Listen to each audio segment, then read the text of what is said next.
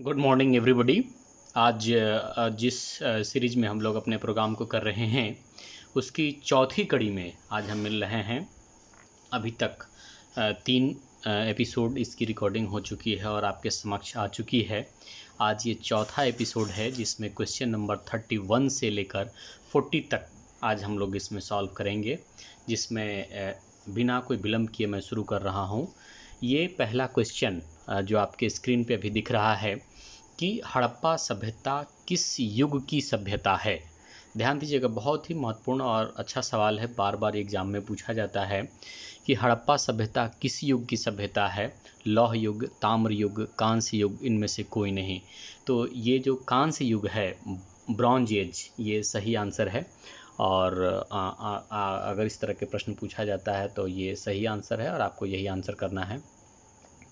इसके बाद question number 32 जो आपके स्क्रीन पे दिख रहा है वो है मोहनजोदड़ो का शाब्दिक मतलब है। मृतकों का टीला, महान का टीला, जीवितों का टीला, इनमें से कोई नहीं। तो मोहनजोदड़ो का अर्थ होता है मृतकों का टीला। ए सही आंसर है इसका। क्वेश्चन नंबर 33 नंबर प्रश्न जो आपके समक्ष है वह है कि भारतीय पुरातत्व का पिता किसे कहा जाता है। Lord Curzon, Alexander Cunningham, Dayaram Sahni, Lord Dalhousie. तो आप यदि एनसीईआरटी की किताब पढ़े होंगे तो ये जो पहला खंड है प्राचीन भारत के कुछ विषय, उसमें जो पहला चैप्टर है उसी में आपको मिलेगा। अलेक्जेंडर कनिंघम को भारतीय पुरातत्व का पिता कहा गया है। इसके अब हम चलते हैं नेक्स्ट क्वेश्चन की ओर। क्वेश्चन नंबर 34 जो आपके स्क्रीन पे है कि हड़प्पा का उत्खनन किया था John Marshall, RD. Banerjee, Dayaram Sahni, SR. Rao. तो इस पर जो टिक मार्क किया हुआ है वो गलत आंसर है, आप उस पर नहीं जाएंगे। इसका सही आंसर है दयाराम साहनी। हड़प्पा की खुदाई दयाराम साहनी के नेतृत्व में हुआ था, जबकि मोहनजोदड़ो की खुदाई आर.डी. बनर्जी, बोले तो राखल दास बनर्जी के नेतृत्व में हुआ था। तो अगर आपसे हड़प्पा के उत्खनन के बारे में पूछा जाता है तो दयाराम साहनी, उनको राय बहादुर की उपाधि भी अंग्रेज़ों की तरफ से मिला था, तो उनका नाम राय बहादुर दयाराम साहनी है। और जो मोहनजोदड़ो की खुदाई में जिस व्यक्ति की बहुत बड़ी भूमिका थी वो आर.डी. बनर्जी, यानी पूरा नाम बोले तो राखल दास बनर्जी। अब चलते हैं क्वेश्चन नंबर 35 की ओर कि कालीबंगा कहाँ स्थित है। सिंध, बंगाल, उत्तर प्रदेश, राजस्थान। तो कालीबंगा राजस्थान में है। यहाँ कालीबंगा का जो है वो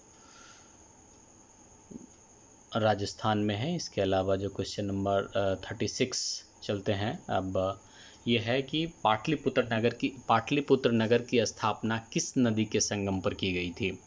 पहला ऑप्शन है गंगा, जमुना, सरस्वती, सोन, फल्गु, गंगा। तीसरा है पुनपुन, गंडक, फल्गु। और चौथा है गंगा, सोन, पुनपुन। तो जो लोग भी पाटलिपुत्र यानी पटना कभी गए होंगे तो या इस चीज़ के बारे में अवगत होंगे, नहीं तो उनको जानना चाहिए कि गंगा, सोन और Punpun is the right answer, यानी 36 का डी।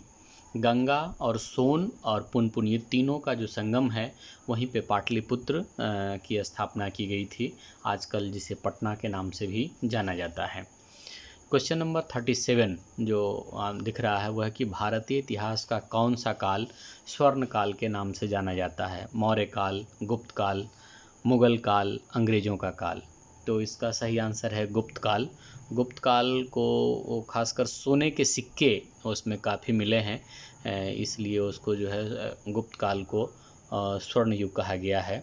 यद्यपि इतिहास में इसको लेके भ्रम भी है, कई इतिहासकार इससे सहमत नहीं हैं, लेकिन कुछ इतिहासकार इस चीज़ को मानते हैं कि गुप्त काल स्वर्ण युग था। क्वेश्चन नंबर 38, वेदों की संख्या कितनी है। ये आप सभी जानते ही होंगे कि वेदों की संख्या 4 है। सबसे पुराना ऋग्वेद है, यजुर्वेद है, सामवेद है, अथर्ववेद है। ये 4 वेद माने गए हैं, ऋग्वेद, यजुर्वेद, सामवेद और अथर्ववेद। क्वेश्चन नंबर 39 जो आपको दिख रहा है कि मौर्य साम्राज्य का प्रथम शासक कौन था। बिंदुसार, चंद्रगुप्त मौर्य, अशोक और महेंद्र। तो इसमें जो सही आंसर है वो है चंद्रगुप्त मौर्य।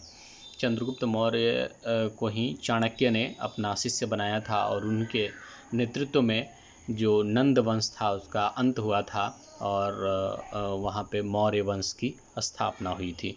तो वो जो प्रथम शासक उसका था वो था चंद्रगुप्त मौर्य। अब 40वां क्वेश्चन आज के एपिसोड के लिए ये आखिरी क्वेश्चन है कि द्रौपदी किसकी पत्नी थी। यदि आप में से महाभारत किसी ने टीवी सीरियल वगैरह में देखा होगा तो इस चीज़ से वो अवगत होंगे कि भीम, युधिष्ठिर, अर्जुन और चौथा ऑप्शन है डी, इनमें से सभी। तो इसका सही आंसर है इनमें से सभी, चूँकि द्रौपदी को पांचाली भी कहा गया है। वो पांचाल नरेश द्रुपद की पुत्री थी, इसलिए उसका नाम द्रौपदी रखा पड़ा। और उसकी शादी पांडवों से यानी 5 भाइयों से उसकी शादी हुई थी, इसीलिए ये कहना कि द्रौपदी किसकी पत्नी है, तो ये इनमें से सभी सही आंसर है। तो आप लोगों के तरफ से जो फीडबैक मिल रहा है, जिस तरीके से आप लोगों का रिस्पांस मिल रहा है, मैं बहुत उत्साहित हूँ। और यदि इसी तरीके से आपका फीडबैक मिलता रहा तो ये सिलसिला यूँ ही चलता रहेगा। और मैं चाहूँगा कि इस चैनल को आप ज़्यादा से ज़्यादा संख्या में सब्सक्राइब करें, लाइक करें और अपने मित्रों के बीच शेयर करें। और ये एक ऐसा सिलसिला है कि यदि कंटिन्यूसली सिर्फ 5 से 7 मिनट का वीडियो होता है, यदि आप प्रतिदिन 5 से 7 मिनट देते हैं तो 50 अंक लगभग आपके सुरक्षित हो जाएंगे। तो प्लीज़ आप इस चैनल को ज़रूर लाइक करें, सब्सक्राइब करें, अपने मित्रों के बीच शेयर करें। धन्यवाद।